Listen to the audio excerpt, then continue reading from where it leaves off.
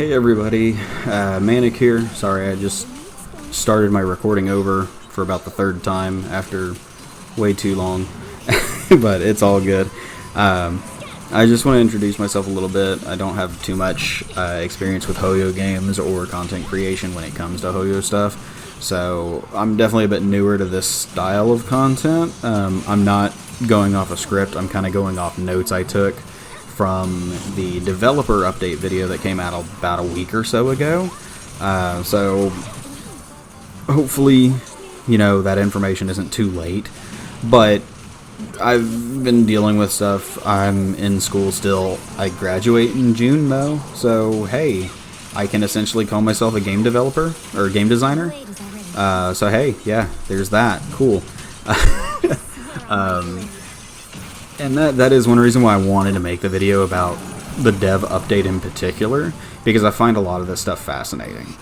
I don't want to ramble too long though about stuff, mainly just because I was going over my script, or not my script, my notes earlier during the recording. A lot of it is just the standard stuff where it's oh, they're updating the HUD, oh, they're updating the maps, the new stuff's going to be really cool, blah, blah, blah, blah, blah, So I don't want to focus on that. What I want to focus on is the combat and the character stuff, because I feel like these are some of the most important parts of Zenless, where the game really shines. Not only that, the team building, all kinds of stuff like that. So just to go back over things, I usually make Monster Hunter content. I make some other stuff too, but it's mostly Monster Hunter. Excuse me. But dipping my toes into Zenless because I do love the game. I've been playing it for almost a year now, basically kind of since launch, I think. Still not level 60 yet, though. God damn, that's going to take a while. But, again, I played Impact 3rd early on, dropped it pretty quick, tried playing Genshin, my phone couldn't handle it, it overheated a lot, so I dropped that. I played Star Rail early on, I think when Kafka was releasing, and then I, again, started Zenless when it first started out, basically, and then got back into Honkai Star Rail as well. Don't expect too much Star Rail content, except maybe a video here and there, just because, hey, but my teams aren't all that great right now, so I probably won't do much for that. I'll do Zenless, though, because I love Zenless. It's so much fun. But yeah, enough about me. Let's get into some of the stuff they go over in the dev update. I've just got some B-roll, not B-roll footage, but I've got some footage playing from my Endless Tower run. It was the last 10 or 11 floors, so I said, you know what, I'm going to record them. It was about an hour worth of content, but I cut out basically all of the segments where I reset, so there you go, you don't have to worry about that. So let's get into the combat side of stuff here. Absolutely one of the most important parts of the dev update, in my opinion.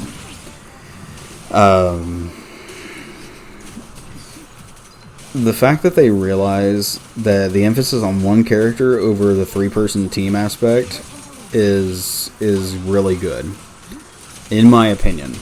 I'm going to be saying that a lot in this video, mainly because, yes, game designer brain, but at the same time, I've kind of been saying, I feel like the team building aspect of the game is one of the stronger points, and I'll get to that here in a little bit. But it does feel kind of bad that for the most part you keep one person on field all the time, and you only really swap out when you need the buffs. One of the best examples of that is Caesar, where I'll swap Caesar out to get the shield and then hardly ever use her. It sucks, but at the same time, it's that's kind of how it is. So the fact that they did say that they want to bring support characters' performance up to be comparative is really good. I at least like that idea. Being able to match that with mechanics and things like that the enemies will be able to do will be very interesting. It adds a lot of counterplay, adds a lot of thought to the actual team building side of things, which I think is very important. And they've already kind of started to do this. And don't get me wrong, I know a lot of people complain about Astra. Don't get me wrong. She's like easily one of the best characters in the game, and you don't even have to have her W engine. But she's so simple because all you do, you swap to her, you hit your EX special, and then you swap off, and then you never touch her again usually, unless you get your ult. That's it. Like, that's all there is to Astra, really. They did, but that was the initial start of it. Then they introduced Pulchra and Trigger. Now, I think Aftershocks and Astra's thing are very good ways to start implementing these changes to combat to bring the support characters up a bit. I actually really like Pulchra's way she does it, because it actually incentivizes you to swap her onto the field as well as swap her off, so there's a lot of going in and out with Pulchra too. Triggers is a bit more simple. It's very much like Astra. You use her auto attack, like holding it to fill the gauge, and then you just swap off of her and forget, in all honesty. But again, Aftershocks are actually really a good way to do this, as well as Astra's. It's a good introduction. They can continue to build off of it, do a bunch of different things with it. I think overall it will continue to grow from here. So we'll see a lot more interesting new stuff, I think. Let's see. I'm reading off notes, so I do apologize if I kind of stop here and there. Yes, they did. When they mentioned how they're going to be expanding on like enemy mechanics, it is definitely a good start. I just hope they kind of don't fall into more of what they've done recently. Where, don't get me wrong, I know increasing the health pools was a way to kind of balance out that every character now has an ultimate gauge and everything. But when you have some enemies, like the robots that can put a shield on themselves, and the only effective way to get rid of it is with shock damage, and even with shock damage, it feels like it takes forever to finally break the shield to start doing damage again. It sucks.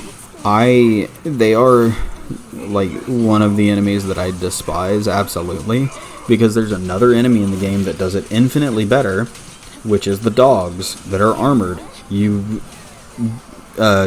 counter break them, whatever the word is, defensive assist. You do that 3 times and it breaks the armor. And here's the thing, man, like in normal content, that's easy as shit.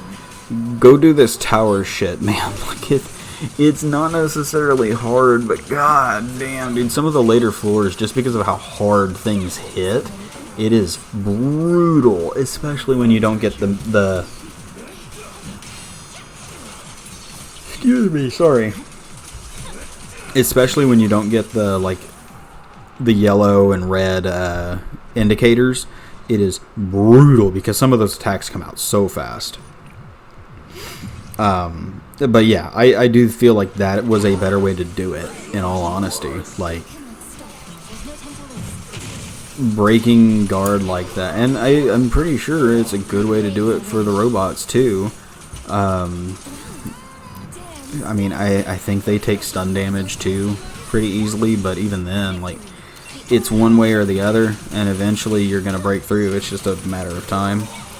But I am excited to see what they come up with, because it's not only like different mechanics. They were talking, Y was talking about not only different mechanics, but like ways that you would have to try and like counter build to deal with some of the things that they were going to be throwing. I am excited to see what they introduce us to in 2.0, so expect that video when the 2.0 teaser hits. It's just the waiting game for us right now. Let's see. Sorry, I'm fiddling with something.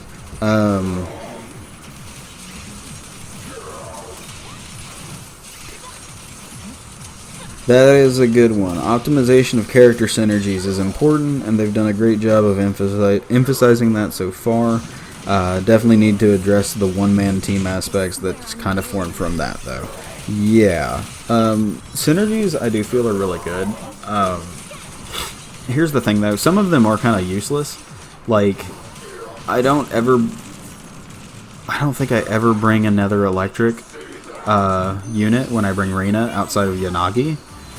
And even then, Rina's core passive thing is kind of dog shit. It just extends the duration of shock. So it's kind of like, whatever, you know? It's there. And there are some that are just like that.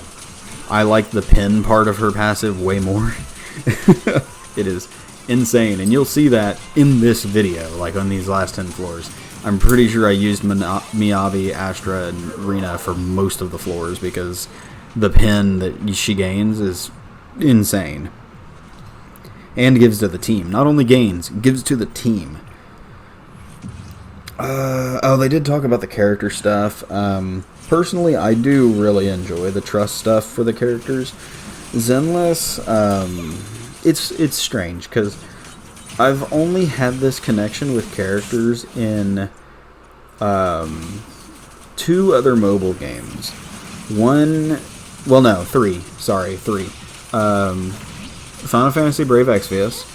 I haven't played that game in like a couple months though, because I've just kind of gone away from it. Other stuff going on. So Brave Exvius. Brave Exvius died. I'm sorry. War of the Visions, the tactics one. Nier Reincarnation, because I am a Nier fanatic. I love Yoko Taro.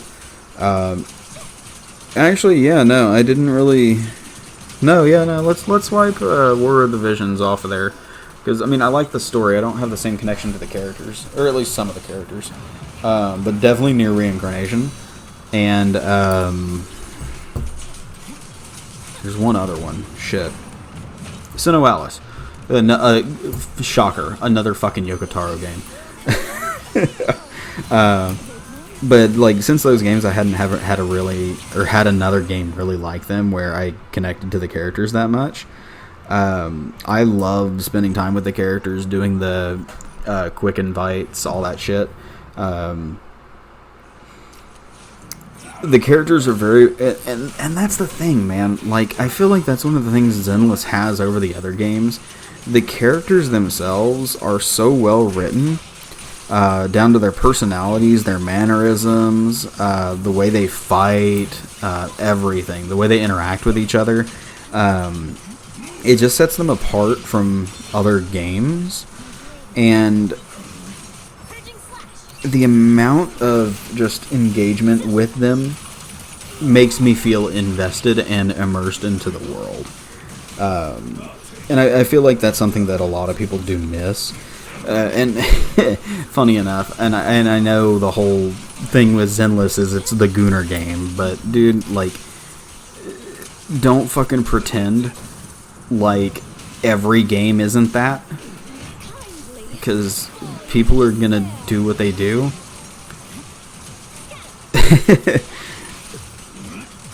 Zenless, in all honesty, in my opinion, is just like, it's really fucking good. And people give it a lot of shit because of a lot of the early marketing with Jane.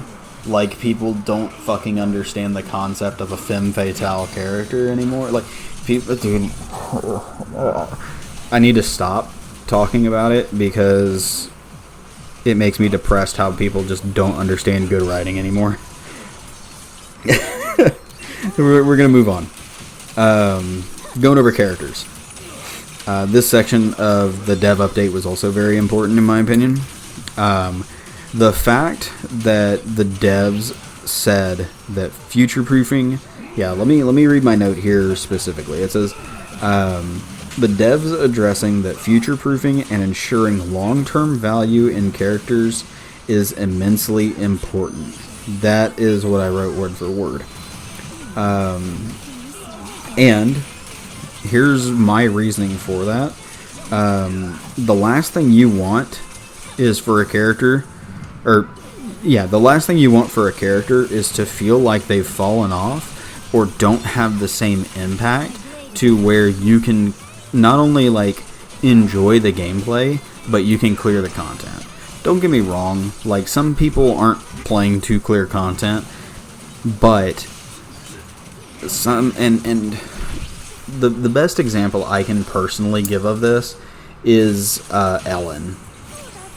So I like, and that's the thing with Ellen. Like, she was such a powerhouse when she came out, and still, I mean, she still is. But in in-game content, she does not compare to Miyabi at all, and it's insane how big the difference is. Miyabi clears shit so quickly. It's not even funny. You can literally, and I do it in this video, you can take Miyabi into practically any fucking fight, and she does not give a fuck, even if they are resistant to ice. And it's crazy. She's so strong, and that's fine. The problem I have with it is when I go in and I see, oh, you know what? This Deadly Assault, there's an ice one. I want to use Ellen instead of Miyabi. Here's the problem, and I know this is the Hoyo side of things, where they're like, we're gonna put the character here. You gotta get a dupe or two to be able to get like the good skill, to make the character feel like a complete character. Don't get me wrong, Ellen is a complete character, but she'd feel more complete if you had M1, I think is what it is, where she gets all 6 of her stacks on one dash attack. Because having to do 2 in Deadly Assault slows things down so badly that I feel like I can't do much.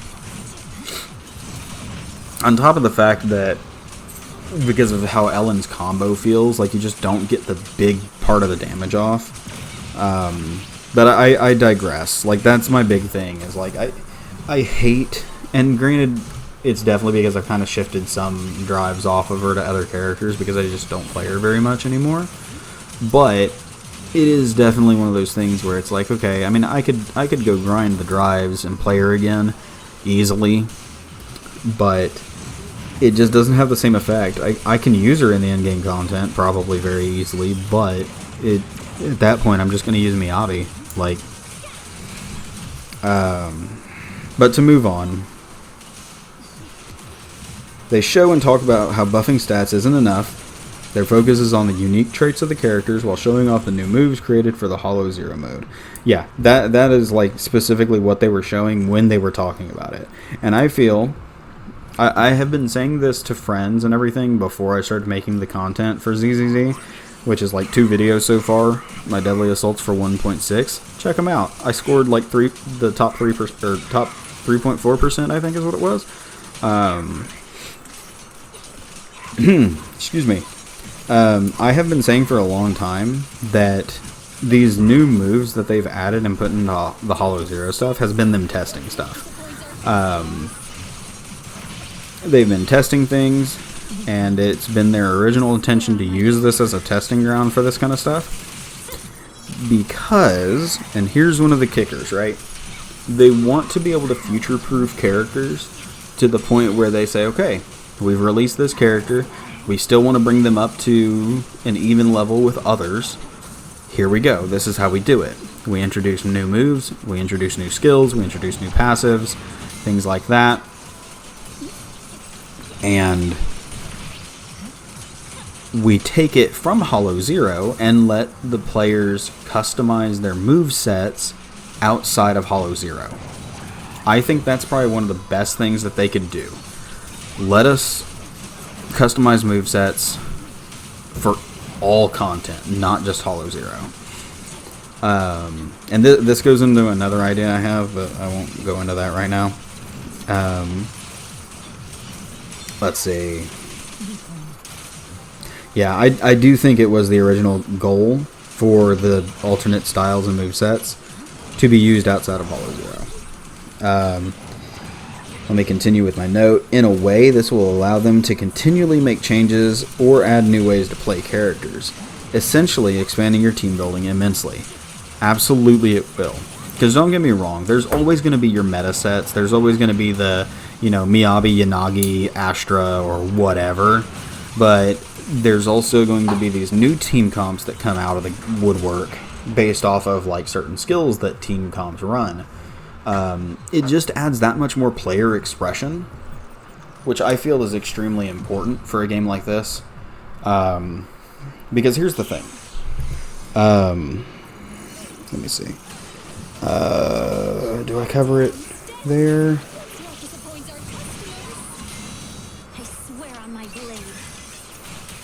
No, I don't. So I'll cover it now. So one of the big things, the most important parts of ZZZ, right? The most important parts. The combat, the team building, and the characters. Characters, combat feel, and team building. This game isn't Star Rail, where you have to have a specific comp of characters for a team to function like how they should.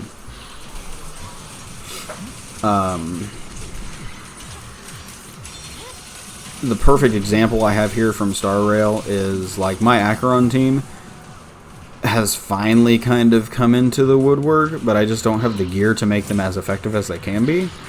I just pulled like whatever his name is, Jing Quan or whatever, Fox Boy.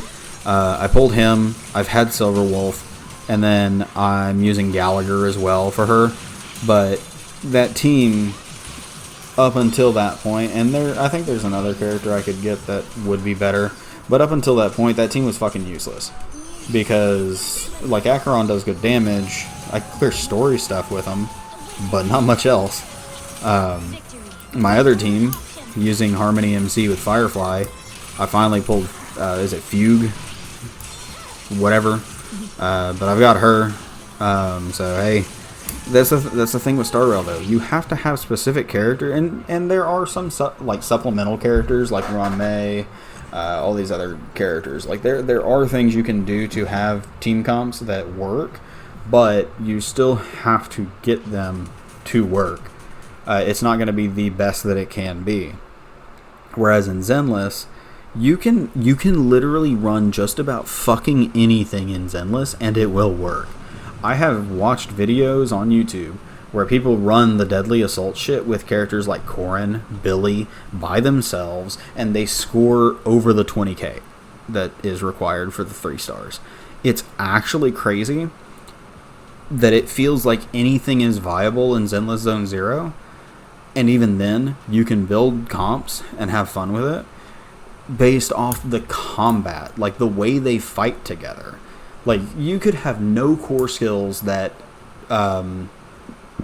enhance the gameplay or the synergy, and your comp can still be extremely good. That's why I feel like expanding on the movesets and everything is the way to go, and building up skills and all that kind of stuff is like secondary, but it is important as well. It's extremely important. And the fact that the devs are open to supplementing, reworking skills, says how much they really stand behind that idea. So I'm all for it. Let's see. What is this note? Quickly addressing roles and roles and compatibility. Yeah, I do hope they open up roles a little bit more. Because, I mean, one that comes to mind is like Astra. I can't use Astra's Bang Boo if I don't... Oh, I can, but I can't effectively use it unless I'm using Astra and Evelyn. Because he doesn't do the thing where he heals if I don't have both of them. So I hope they open that up a bit more. We'll see how it goes, you know. I'll cover the rest of this stuff in a different video, because it's mainly like the last segment where they address some of the beginning stuff, and I'll talk about that, like I said, in another video, where I want to do a video where I kind of talk about some game designer ideas I have, mainly in the aspect of because I'm getting out of school and everything. I've been doing this a lot recently too, like for the last year or so, where I try to come up with content for games that I play. And Zenless was one of the first ones that I've done recently with how close I am to graduation. So I'll talk about it. Let's just say it involves multiplayer co-op. It's something that I've been hounding the feedback for because I absolutely think that it should be in the game as like an in-game content kind of thing that people can play together, because I think it would flourish, dude, especially with how the combat is in this game.